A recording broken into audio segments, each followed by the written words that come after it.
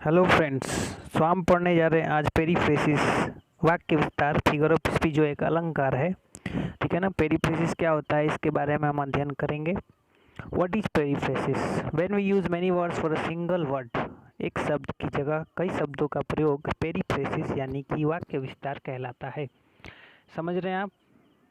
जब आप क्या करते हैं, एक शब्द नहीं बोलते हैं, जैसे आपको बोलना है कि आपको छत पे जाना है, लेकिन आप छत नहीं बोल के आप क्या बोलते हैं, मैं ऊपर जा रहा हूँ। ठीक है। तो ऊपर जा रहे हैं उसका मतलब क्या होता है कि आप छत पे जा रहे हैं, लेकिन आप नहीं कह रहे हैं कि छत पे जाना है, बल्कि आप ये कह रहे हैं कि ऊपर जाना है।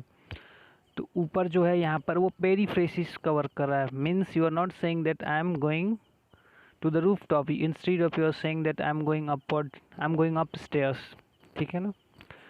जैसे आप कहते हैं ना कि ऊपर चले जाओगे, लेकिन आप ये नहीं कहते हैं कि तुम मर जाओगे। मरने की जगह आप बोलते हैं तुम ऊपर चले जाओगे। तो यहाँ वो ऊपर चले जाओगे जो पेरीफ्रेसिस है। यानी कि पेरीफ्रेसिस से आप क्या समझते हैं कि it means to go roundabout instead of saying something in a direct way. सीधे सीधे किसी बात को आप नहीं कहते हैं, बल्कि उस बात को आप घुमा फिरा के बोलते हैं, तो उसे ही हम पेरीफ्रेसिस कहते हैं।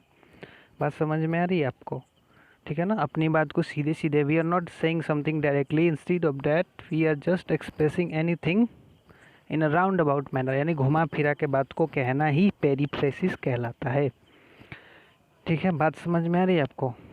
When we are not saying something directly, प्रत्यक्ष रूप से ना बोलकर, we are saying something to anyone in indirect way, परोक्ष रूप से हम अपनी बात को कहते हैं, यानी कि अप्रत्यक्ष रूप से, तो उसे ही हम पेरीफ्रेसिस कहते हैं, यानी कि वाक्य विस्तार कहते हैं। बात समझ में आ रही है आपको? Is it clear? Now some examples regarding periphrasis which will just make you clear. Okay, you will be just very genuine about that. The thing with four legs and flat surface, जिसके चार पैर और flat surface और table, जिससे हम छत पे चढ़ते हैं, लैडर, उसके जो जहरीले दांत होते हैं, सांप, वो जो उगता है और डूबता है, सूरज, जो अपने पत्ते गिरा देता है, पेड़। तो आपको समझ में आ रहा है? यहाँ पे हम सीधे सीधे नाम बोलकर क्या बोल रहे हैं, इन कई शब्दों का प्रयोग करते हैं, जो डूबता है, जो उगता है। अभी सीधे बोल सकते थे सूरज, लेकिन हमने सूरज नहीं बोला।